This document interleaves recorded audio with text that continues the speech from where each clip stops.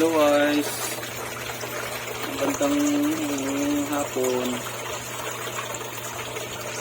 So ayan guys, ito na yung update ng ating ARC na nilagay sa ref tab. So ang nandito ay 4 na piraso, 3 lalaki, 1 babae. So napansin ko ngayong linggo na to, hindi sila masyadong naglalabas. So ano kayang ibig sabihin nito?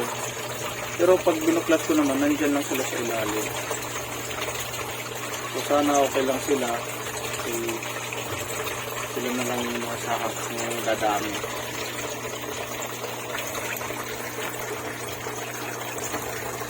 At ayun dito, andito ang ating birit. Ayan, birit dyan. So nakaseparate siya dyan yung isa.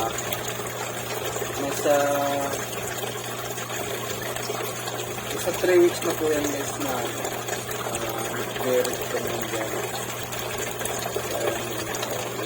Ayun yung itlog na weeks na po yan.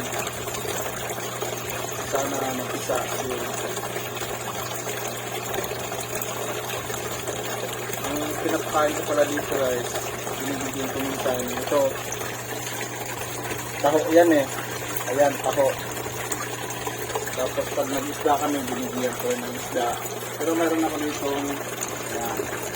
PTO1. Tapos meron din ako dito pang grower ng para sa manok. Yun yung kakain nila. Ayan siya.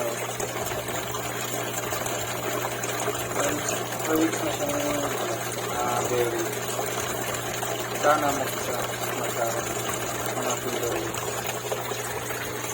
So yung nandito, yan. Hindi ko alam bakit hindi sila naglalabas ng halos 1 linggo na. 1 linggo na silang hindi naglalabas. Nandyan lang sila. Yan o, mayroon dyan sa ako.